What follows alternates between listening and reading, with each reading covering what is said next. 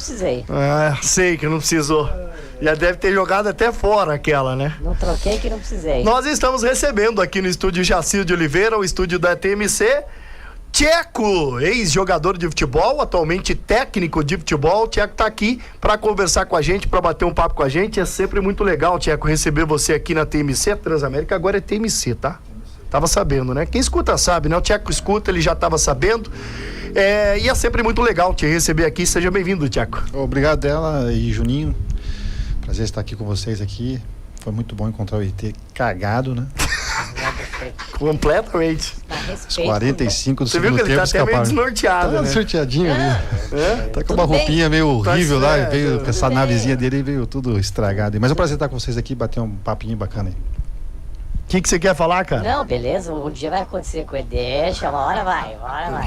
Mas cada um que curta o seu momento, né? Deixa fazer o quê? Tem aquele ditado, cada um que lamba, é mais ou menos isso, né? Agora você tem que aguentar e secar as feridas, filhão. Não, eu lambo aqui, eu lambo. Então, fica na sua aí agora. Ô, Tcheco, bom, você acompanhou essa reta final aí de Campeonato Brasileiro, né? Que foi pedreira, hein, cara? Cada vez mais a gente tá vendo aí que o campeonato tá extremamente equilibrado, não tem mais esse negócio, tem time grande aí que anda se complicando, más gestões e tudo mais. A gente tá brincando aqui com o ET a respeito do internacional dele, que brigou ali até a última rodada ali, mas conseguiu se salvar. Gostou do que você viu, do nível do Campeonato Brasileiro desse ano, Tcheco? Bom, o nível ele tá ficando sempre bom a cada ano que passa, no meu modo de ver, no sentido de, principalmente as organizações que estão acontecendo extra-campo, né? Agora o Samir assumindo a CBF vai colocar, por exemplo, já o VAR semiautomático, né? Impedimento semiautomático, né? Já é uma evolução grande para o campeonato. Isso melhora o nosso campeonato. Os clubes aí, pegando o gancho, né, do Mirassol, que mostra que uma organização de uma SAF, ele alimenta também outros clubes para demonstrar, por exemplo, para clubes grandes que realmente é a organização que mantém um padrão alto. Hoje, por exemplo, vendo na notícia do São Paulo, né, algumas situações lá que não é do nível do clube, mas está acontecendo, e isso demora para recuperar até dentro de campo, e dá espaços para clubes que nem o Mirassol, que são clubes emergentes e acredito que são clubes para ficar, e clubes para ficar no sentido de ter um grande CT, o aeroporto agora está sendo aberto para Libertadores e por aí vai. Então acho que está crescendo o nosso futebol sempre a cada ano que passa nessas organizações, seja com SAF ou não, agora com a CBF fazendo várias coisas. O que precisa melhorar bastante, né? Isso aí eu digo há muito tempo, é a nossa questão da arbitragem. E quando eu tive um intercâmbio lá na Inglaterra em 2016, que eu fiquei um ano sabático fora, e aí eu aproveitei para fazer esses cursos, intercâmbios. A Inglaterra é o único país, se não me engano, que tem os árbitros profissionais. E, né, a pesquisa mostra que é o campeonato que tem menos erro de arbitragem. Então acho que era uma coisa que era se pensar. A gente tem que parar com essas desculpas, mas o nosso país é um país continente, essas viagens longas e não sei o que, não sabe como fazer. As nossas federações poderiam dar esses padrões aí de preparação física, fisioterapia e tudo mais, e ter uma condição melhor. Eu acho que são pedidos que a gente vai fazendo e as coisas vão acontecendo com o tempo, mas às vezes demora um pouquinho, mas vai acontecendo. Você tem uma ligação, antes do Robson, você tem uma ligação muito grande aqui com o futebol do sul do Brasil, e depois de muitos anos a gente não vai ter um representante, né, do sul do Brasil jogando a Libertadores da América, nenhum.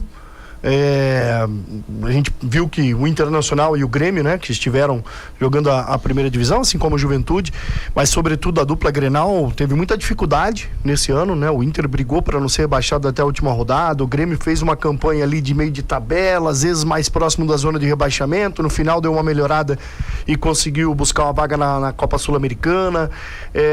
Você vê assim um enfraquecimento do futebol do sul do Brasil, muito embora a dupla Atletiba tenha subido novamente para a Série A, ou os times do eixo ali se elevaram demais realmente, sobretudo financeiramente?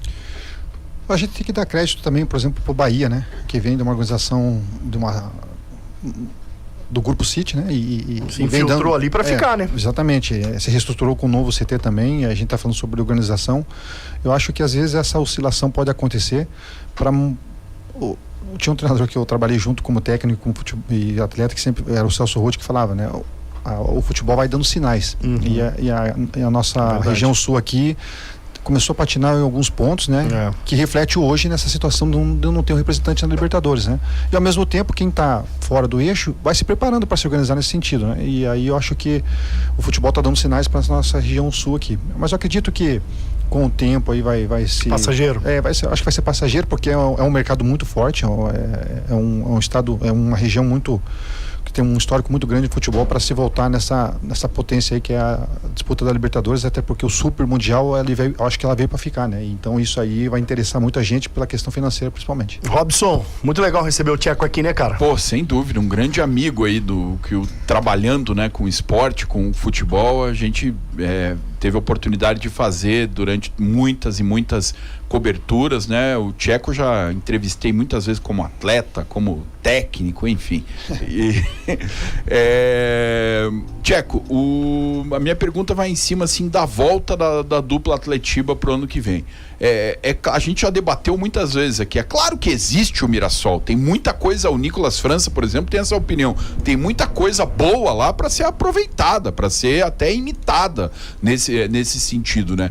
Mas eu tenho a visão que é um ponto bem fora da curva para uma equipe que chega pela primeira vez ou que volta da Série B, que vai ser o caso dos nossos times no ano que vem. Uma temporada diferente, com o Brasileirão de janeiro a dezembro, e com pouco tempo entre o fim de uma temporada e o início da outra, pensando só na Série A do Campeonato Brasileiro. O que você espera da dupla Atletiba do ano que vem?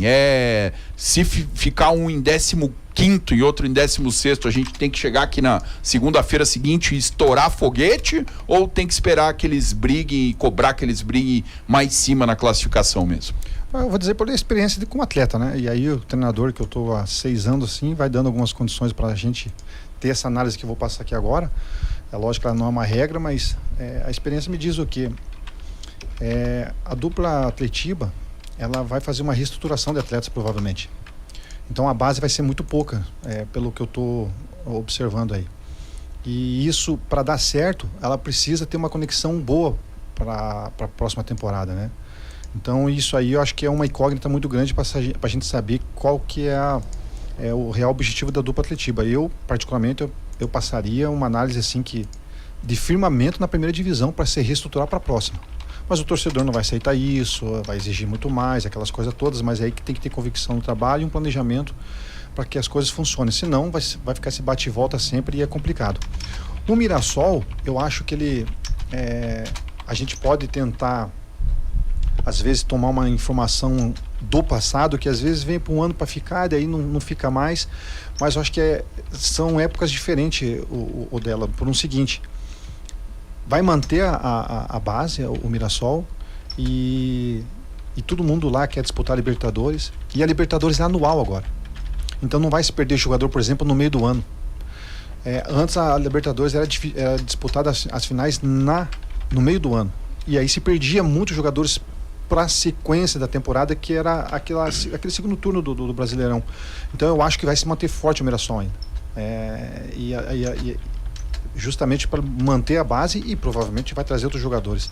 Então acho que fazer essa análise também dessa questão dos campeonatos, que vai ser sempre agora anual, pode se manter ainda o Mirassol por um tempo ainda com essas convicções de trabalho, de treinador e de CEO que eles têm lá. Tem um outro detalhe, né, Juninho, só para emendar mais ou menos nesse tema da próxima temporada, começando mais cedo e mudança no calendário. Vai ter um período ali paralelo, né? Hoje a gente a tabela básica da CBF saiu ontem, 11 horas da noite, né? O Atlético estreia contra o Inter no Beira-Rio, o Curitiba estreia contra o Bragantino no Couto Pereira ali no finalzinho de janeiro, e são 4 rodadas da Série A ainda com o Paranaense em andamento.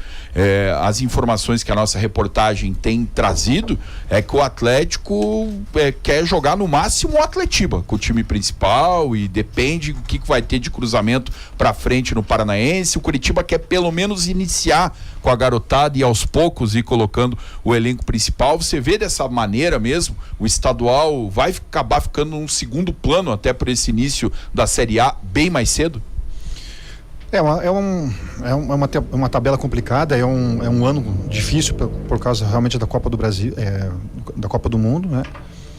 Eu acho que não pode abrir a mão, sim, do Paranaense, porque já se complicou muito em relação a isso. Acho que os jogos em casa já fizeram isso alguma vez. Eu acho que foi o Curitiba Atlético, não me engano, não me lembro bem agora, mas que os jogos em casa fez com o time principal, né? Fora dá para dar essa rodagem com os meninos. Mas não pode abrir mão assim, porque é muito complicado. Agora, juntando o Campeonato Brasileiro com o estadual, é uma análise que tem que fazer muito fria, realmente, com calma, porque perder ponto no Brasileiro pode ser crucial lá na frente, e isso aí tem que ser bem analisado, né? E com certeza aí os dois times vão fazer essa análise da melhor forma possível. Eu vou pegar um outro exemplo também, né, de experiência que a gente teve no Curitiba em 2013, se não me engano, o treinador era Marquinhos. Era o Marquinhos e a Copa do Mundo ia ser no Brasil.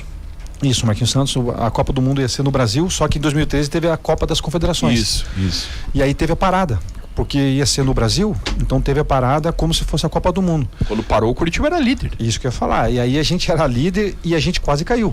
E que foi os jogos que eu peguei por último lá, depois que o Chamusca acabou saindo, né? Eu estava em Itu, estava lá. Mas então, você vê como é que a gente pode analisar uma situação dessa. Para a Copa das Confederações, você é líder e praticamente você no segundo turno perde, empata e chega nas 3, 4 últimas rodadas, está na zona de rebaixamento, um time que era líder. Então acho que vai ser um ano realmente bem atípico em todos os sentidos, para a gente cravar quem que pode ser campeão, quem que não pode, quem pode ir para Libertadores, porque quem está embalado vai ter essa parada e aí pode perder o time, né? Então é realmente um ano meio que diferente do tradicional, porque vai acontecer tudo isso, embolar o Campeonato Brasileiro com os estaduais, a parada no meio do ano, enfim, é aquela loucura. Solofix, procurando qualidade para colar, vedar, pintar ou dar acabamento, a solução é Solofix.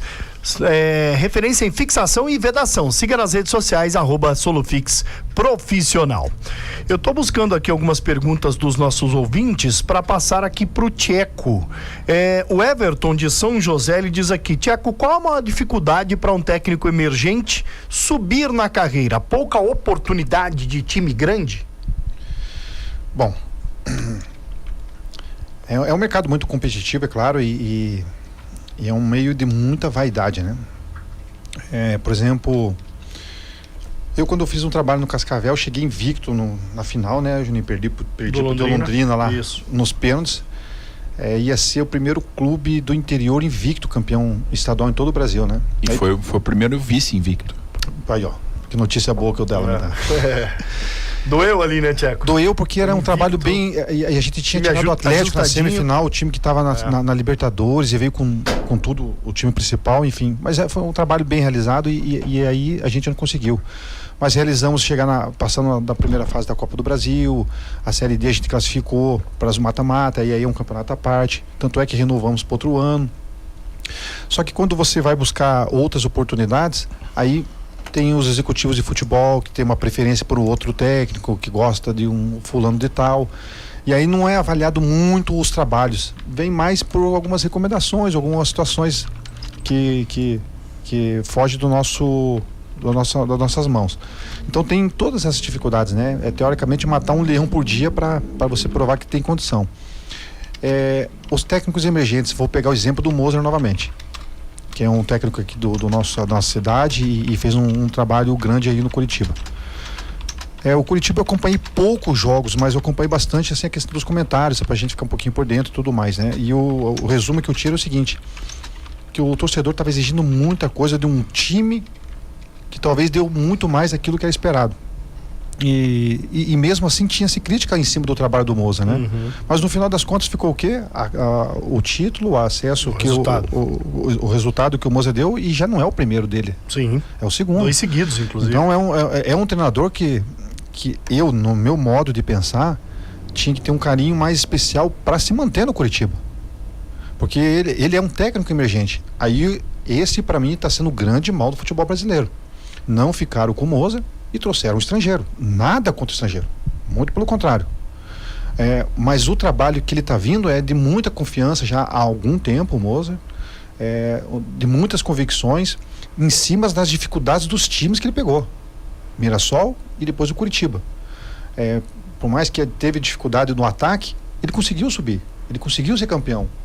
mas faz-se algumas análises muito frias sobre algum resultado, muito empate, algumas situações, mas teve dificuldades tantos quanto os outros, né? Então acho que essas dificuldades que os treinadores emergentes têm, que ela se baseia um pouquinho, falta de análise um pouquinho mais fria, cabeça mais organizada em relação a esses aspectos, e a questão dos estrangeiros, que a gente está comentando muito. O Dorival comentou depois do jogo agora da Copa do Brasil a respeito disso, né?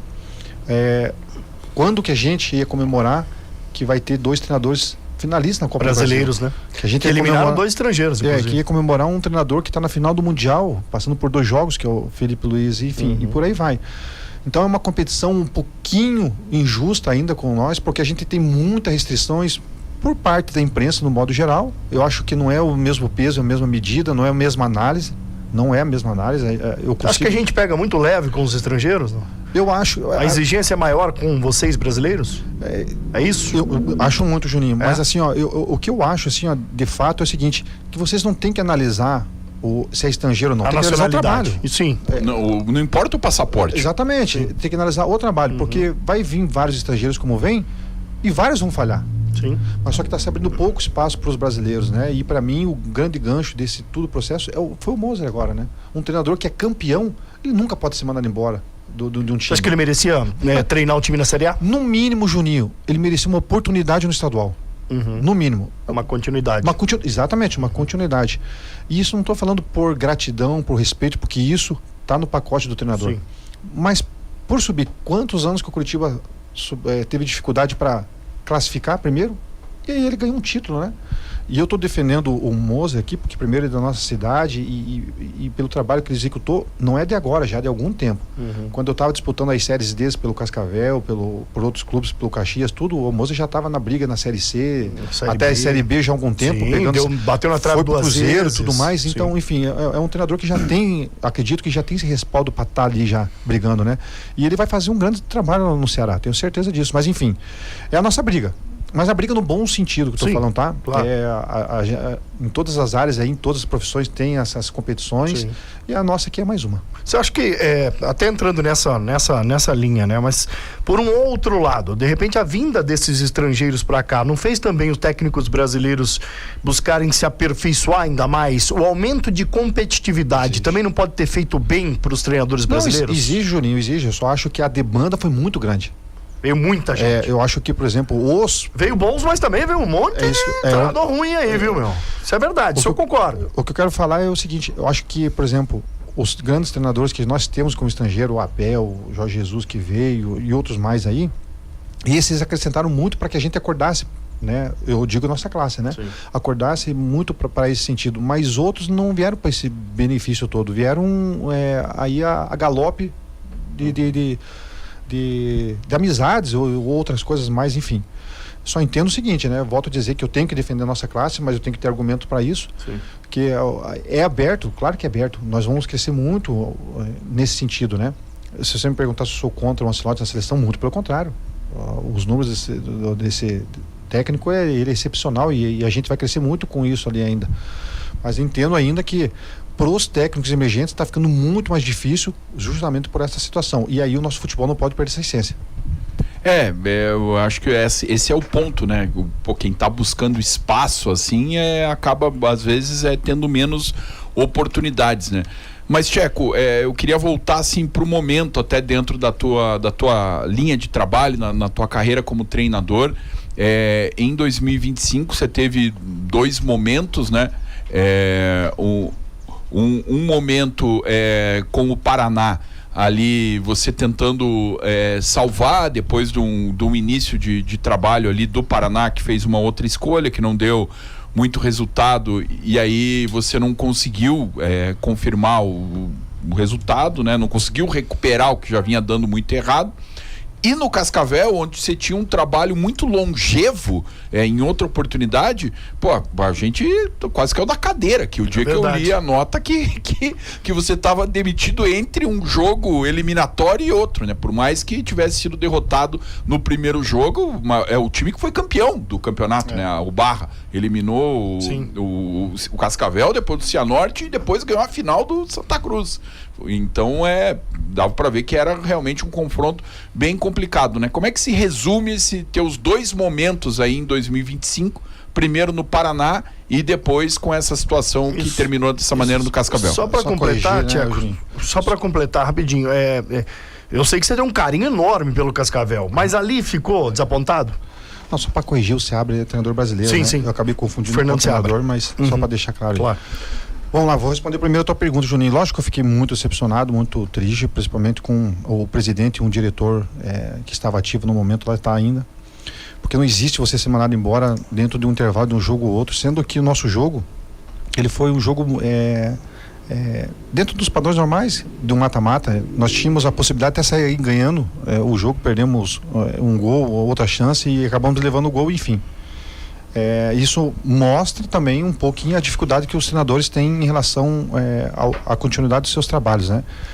E até pela confiança que eu tinha por parte deles para mim retornar lá e fazer esse trabalho, né? Quando eu retornei, né, eu retornei com a eliminação do Cascavel no estadual e uma semana depois, 10 dias depois, eu classifiquei na Copa do Brasil com o mesmo time, né? Então a gente conseguiu fazer contra o América.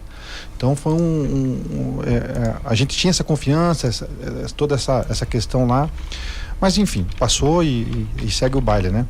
A respeito do Paraná, eu tinha uma perspectiva também de dar uma continuidade, né? Aquilo que a gente estava falando sobre o Moser. Aconteceu comigo também nessa situação e não acabei ficando. Também entendo tranquilamente que é uma questão muito profissional de escolha e as coisas aconteceram, mas dentro do trabalho ele não aconteceu. E eu tinha 2 semanas para trabalhar no Paraná. Na verdade, que era só jogar, não tinha como trabalhar, porque era jogo domingo, quarta, você viajava, tinha que descansar e jogava, enfim. E eu vou repetir o que eu falei na minha saída, né? O Paraná teve um problema muito sério com a preparação física. Então, por exemplo, meu time no primeiro tempo acabava, era 10 segundos do segundo tempo, meu time não conseguia mais render. Destruído. Então você já tinha que sair dos teus princípios de jogo, você tinha que reformalizar um jogo só reativo, que eu não gosto de jogar muito. Os jogadores não tinham essa tendência porque já não tinha mais força. Então foi uma dificuldade muito grande e o Paraná acabou caindo. Então foram 2 decepções que aconteceu nesse sentido por escolhas, mas a gente tem que estar preparado para isso e serve como experiência. E essas experiências, ela sempre vai nos respaldando, vai nos moldando para possíveis desafios futuros. Você falou ali, até fez essa comparação em relação à tua situação no Paraná, o que o Mozart viveu agora recentemente. Foi algo nesse sentido, depois de ter conquistado o título e o acesso em 24 no Campeonato Paranaense, não teve uma valorização, você buscou uma valorização que não aconteceu, ou te deixaram no segundo plano mesmo? O que você viu daquele momento? Não, pelo que eu entendi, a gente chegou a conversar sobre a continuidade e tudo, e deixei nas mãos deles, e não era questão de grana. O meu problema nunca vai ser grana, sabe, dela. O meu negócio é o propósito, é o desafio que me... Esse cara é fera, por isso que eu gosto de gente assim. Tem muito, né, Tezinho? Tá com a vida ganha, né? O problema não vai ser dinheiro, né? E aí o que aconteceu na mudança da direção lá, eles tiveram uma outra ideia, e que nem eu sempre falo, para mim tá tudo bem, são questões que eles decidiram. Era divergência de pensamentos a respeito do time, Tcheco, da montagem de time, alguma coisa assim, não? Eu nem cheguei a falar com não eles teve sobre... essa conversa, não avançou para isso. Não chegou nesse ponto, né? Mas enfim, aí e eu tinha oportunidades de ir para outros clubes e eu não quis.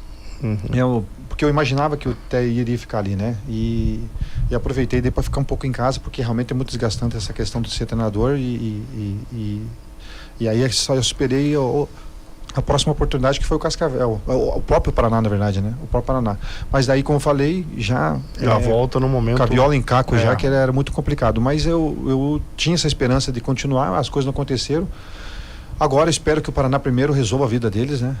Essa questão de SAF ou não, a gente está ouvindo dizer de novamente que pode voltar ou não.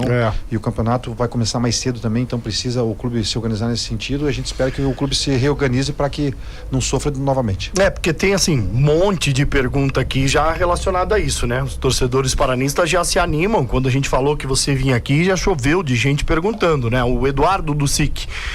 Primeiro ele diz, se o Tcheco estivesse à frente do tricolor, no Paranaense, o Paraná ainda estaria na primeira divisão. O Pajé pergunta pro Tcheco se o Paraná sondou ele para 2026. E muitos outros aqui perguntando a respeito disso, né? O Tcheco vai treinar o Paraná no Paranaense 2026? É o que eu falei, né? Eu acabei de falar, Juninho, o Paraná não resolveu a vida dele ainda, né? Não tem, assim, um responsável para chegar e falar ainda com algum tem que treinador. montar um departamento de futebol. Tudo, não tem nada, né? Não tem nada ainda, né? Mas assim, o telefone ainda não tocou, Tcheco, fica esperto aí. Mas é disso que se trata, Juninho. Não tem um responsável nem para isso, né? O Paraná tem que primeiro sobreviver. Vai ser com a SAF ou vai ser sem a SAF, né?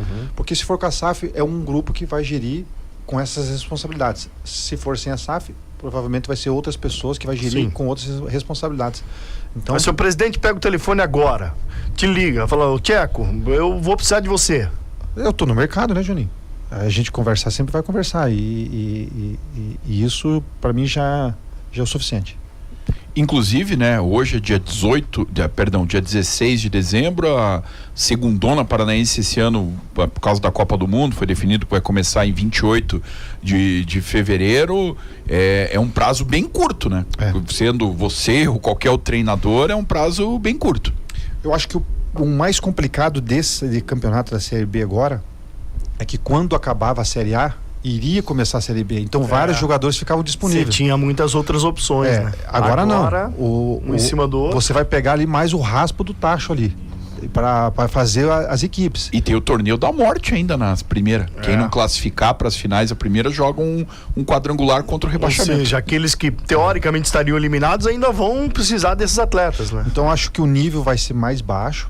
Tá? Por isso que as equipes da Série B que se prepararem com contratações antecipadas aí vai estar um pouquinho mais na frente, mas tem essa questão aí realmente da primeira divisão tá junto praticamente com a Série B e os jogadores que seriam possivelmente disponíveis não vão estar, então vai ser realmente um pouquinho mais difícil.